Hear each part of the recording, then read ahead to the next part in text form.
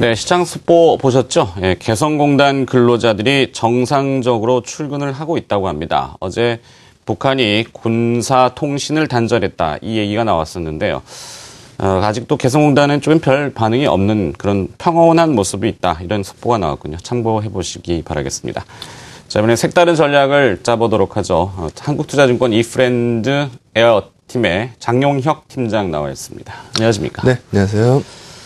자, 뭐 요즘 수급 환율 많이 보시는 것 같은데 오늘 네. 수급부터 먼저 한번 체크해 볼까요? 네, 뭐 요즘 시장 쉽지 않죠. 연속성이 없어가지고 뭐 조금 먹었다가 뭐 바로 뱉어내고 이런 상황이 계속 연속적으로 나오고 있습니다. 조금만 기다려 보시죠. 우선 수급 얘기서부터 한번 가보도록 하겠습니다. 제가 지난주에 가장 강조했었던 부분이 환율입니다. 이번 주 월요일 날 반등이 괜찮게 나왔죠. 그날 환율이 어땠나요? 큰 폭으로 빠졌죠. 환율이 키를 잡고 있다는 부분은 계속적으로 말씀을 드립니다. 수급서부터 한번 볼 텐데요. 우리가 가장 객관적으로 얻을 수 있는 데이터가 수급 아니겠습니까? 시장 분석할 때 뭐 누구의 손을 거치지 않고 가장 객관적으로 볼 수 있는 지표라는 얘기입니다. 수급표서부터 한번 보시죠. 뭘 느끼십니까? 지금 현물 부분에서 보게 되면은 뭐 여전히 파는구나 라는 부분은 보실 거고요. 뭐 규모 자체가 그렇게 뚜렷하게 줄어들고 있지 않기 때문에 뭐 부담스럽다라는 부분은 동감하실 겁니다. 반면에 기관 투자자들이 조금 막아내려는 시도를 하고 있구나라는 부분이 눈에 보이실 거고요. 기관 매수 부분을 좀 자세히 열어놓고 보면 연기금이 본격적으로 시장 빠진 거 2,000포인트를 하회하기 시작한 게 3월 11일서부터입니다. 그럼 그 흐름 이후서부터만 제가 누적을 해봤더니 외국인들은 2조 9천억 팔았더라고요. 선물 계약수가 16,000 계약 정도 매도했습니다. 누가 봐도 하방 포지션이죠.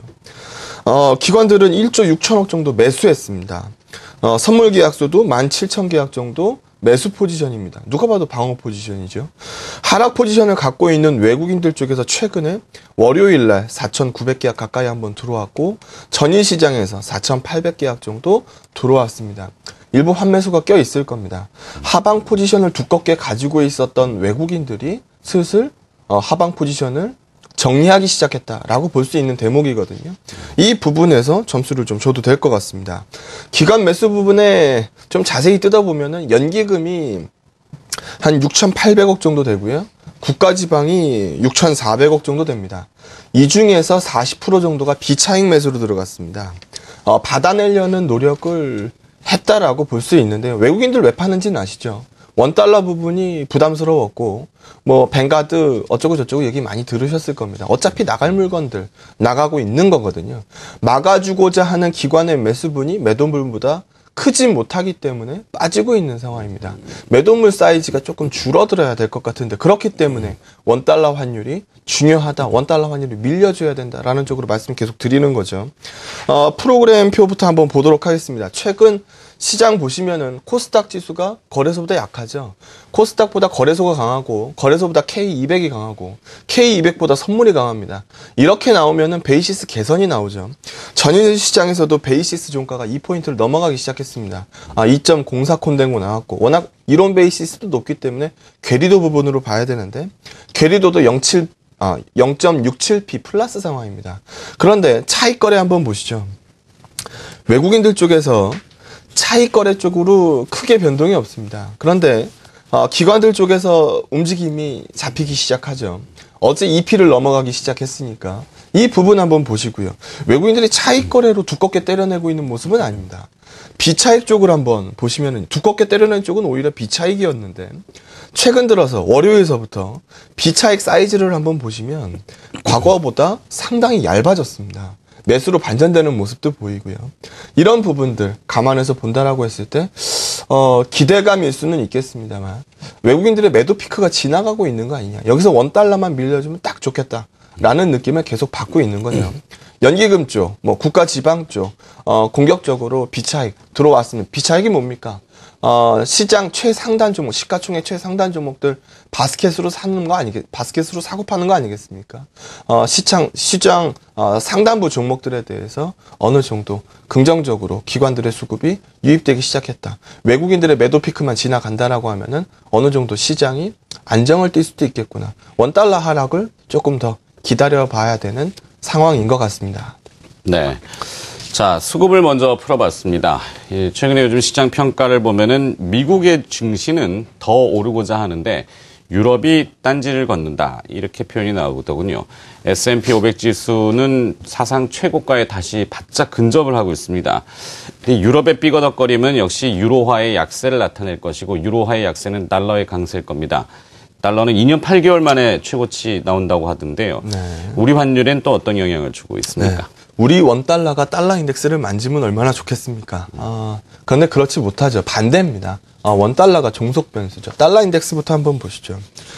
전일 시장에서 물론 진돗개 하나 해프닝도 있었고, 움직임이 있었습니다. 그런데 어제 원달러가 반등 나온 상황에서, 끝이 나버렸거든요.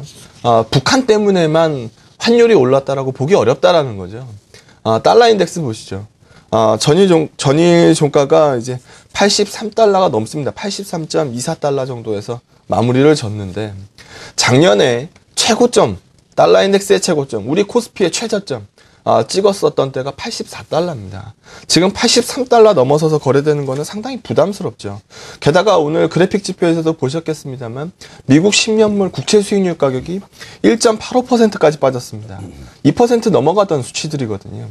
안전자산으로 평가하는 것들이 최근에 강세라는 겁니다. 이 부분으로 놓고 봤을 때, 상당히 부담스러운 레벨인 거는 맞습니다. 달러 인덱스가 이렇게 강세를 나오게 되면요.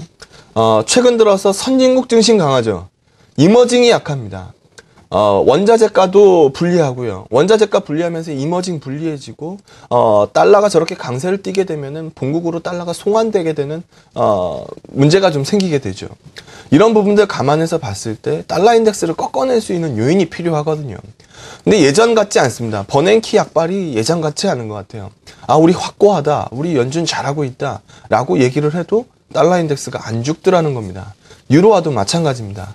키프로스는 특별한 경우다. 예금에 대해서, 부담금 때리는 거, 이거 일반적인 케이스 아니다. 이렇게 아무리 얘기를 해도 지금, 추가적으로 유로화가 밀려나가고 있습니다. 시장에 의심이 많은 구조인 것 같아요. 일단, 한번 두꺼운, 환율 지표들, 달러 인덱스나 유로화에 대해서 어느 정도 안정되는 시그널을 봐야 우리 원달러가 안정을 찾을 수 있을 것 같고, 그게 있어야 외국인들 수급표가 두꺼워질 거 아닙니까? 그게 있어야 우리 지표, 일봉도, 그래프 일봉도 말아 올릴 수 있는 부분, 이런 쪽의 의견은 계속 드리도록 하겠습니다. 네. 자, 이 글로벌 달러는 언제나 보면 이중성을 좀 많이 띠는 경향이 있습니다. 유로화에 대해서는 강세지만 이 아시아 통화에 대해서 특히 원화에 대해서는 약세를 나타내 주기를 조금 기대해보고 그것이 외국인 수급으로 좋게 풀려지기를 바라는 이야기를 좀 해주셨군요. 자, 이제는 시장 매크로한 얘기, 큰 얘기는 그렇다 치더라도 좀 마이크로하게 좀 펴보도록 하죠. 네. 이럴 때 살아남아야 되는 거 아니겠습니까? 네. 업종 종목 전략 어떻게 잡고 계시죠? 네, 우선 이런 표현을 많이 썼습니다. 2050포인트가 거래소 트리거인 것 같다. 2050포인트 슈팅 때리면 그 다음서부터는 거래소 가볍게 갈 것 같다라는 부분에 대해서 말씀을 드리는데, 차트 한번 보시죠. 2000P에서 2050포인트 사이의 이 저항권에 대해서 넘어서려는 시도를 해야 될 것으로 보여집니다. 제가 밑에다 추세선을 그어놨죠. 추세선 자체는 나쁘지 않습니다. 추세선 자체가 나쁘지 않고, 여러 번 두드리는, 저항선 가격을 여러 번 두드리는 거는 결국은 뚫고 올라간다는 얘기예요. 그럴 가능성이 높다라는 얘기입니다. 기대감이 여전하다라는 거죠. 최근에 보여준 월요일 모습도 그렇고, 어제 모습도 그렇고, 화요일 모습도 나쁘지 않았습니다. 어제 밑골이 크게 다는 시장이었거든요. 기대감 갖고 있는 상황이죠. 어제 외국인 선물 덕분에 강세를 띄었던 부분인 것 같은데, 이렇게 슈팅을 보이게 되면은 그땐 투자 의견이 쉽습니다. 근데 지금 그렇지 않죠. 지금 그렇지 않다 보니까 거래소 안 부러지면 똘똘한 중소형주 쪽은 괜찮겠지 이렇게 시장에서 생각을 하고 있을 뿐입니다. 그러면 규모가 좀 중소형주 틱하고 너무 작으면 또 안 될 것 같고요. 실적 좋고 차트 좋고 수급 괜찮은 종목들 중에 골라보면 되는 거 아니겠습니까? 오늘 네페스 간략하게 한번 소개해 보도록 하겠습니다. 우선 차트서부터 한번 보시죠. 차트 보시면 18,000원대에서는 부담을 받는 모습이 있었습니다. 물론 넘어서는 모습도 있었죠. 하지만 이거 너무 오래된 얘기고요. 그 후에 21,000원이 넘던 주식이 11,000원까지 빠졌습니다. 괴로웠겠죠. 그러고 나서 최근에 반등세를 돌리기 시작을 했는데 뭐 저점서부터는 상당히 많이 돌아섰습니다. 하지만 선 하나 그어놓은 부분을 놓고 보시면 이때 제외하고 나머지 부분들 보면 여러 번 부딪히는 자리였어요. 최근에 돌파에 대한 시도를 여러 번 시도했습니다만 성공하지 못했습니다. 최근 며칠 동안 월요일, 화요일, 수요일 움직이기 시작합니다. 양봉으로 움직이기 시작했어요. 수급도 한번 보시죠. 외국인들은 지속적으로 매입 구조고요. 투신들이 돌아서기 시작했습니다. 계속 팔고 있었죠. 연기금이 사기 시작했고요. 은행, 보험 이런 쪽들은 강세 쪽입니다. 그러면 차트하고 수급은 오케이라는 거 아니겠습니까? 실적 부분 2분기서부터 좋아집니다. 본격적으로 좋아진다는 표현을 써도 될 것 같아요. 최근에 핸드폰 AP 칩 보시면은 이제 싱글 코어가 아니죠. 이제 듀얼 코어를 넘어 쿼드 코어를 넘어 이제 옥타 코어가 나옵니다. AP 칩 8개 들어가는 겁니다. 이게 늘어나게 되면은 넷패스는 당연히 실적이 좋아지죠. 그 터치 패널도 마찬가지입니다. ITO 필름 하나 써서 한 장 글라스에다가 ITO 필름 한 장 쓰는 뭐 원가도 괜찮고 두께도 얇게 만들 수 있는 패널 부분에서 강점을 보이고 있죠. 예상되는 예상되는 영업이익률이 17.5%, ROE가 21%짜리 종목입니다. 그건 밸류 꽤 줘도 되는 종목이거든요. 근데 지금 밸류 10배 밑으로 받고 있습니다. 그러면은 싸게 거래되고 있고, 그러면 실적, 뭐 저밸류, 차트, 수급 모두 다 맞아 떨어지니까 긍정적인 시각에서 한번 봐도 좋을 것 같은 중소형주 넷패스까지 한번 소개해봤습니다. 잘 알겠습니다. 자, 오늘 뭐 시장 전략 큰 이야기도 정리해봤고요. 그다음에 구체적인 종목 이야기, 뭐 업종까지 한번 훑어봤군요. 네.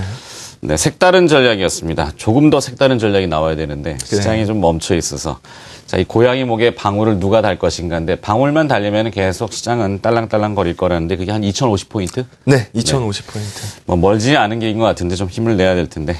자, 일단 시장 뭐 계속 한번 점검을 해주시기 바라겠고요. 네, 오늘 여기까지 듣도록 하죠.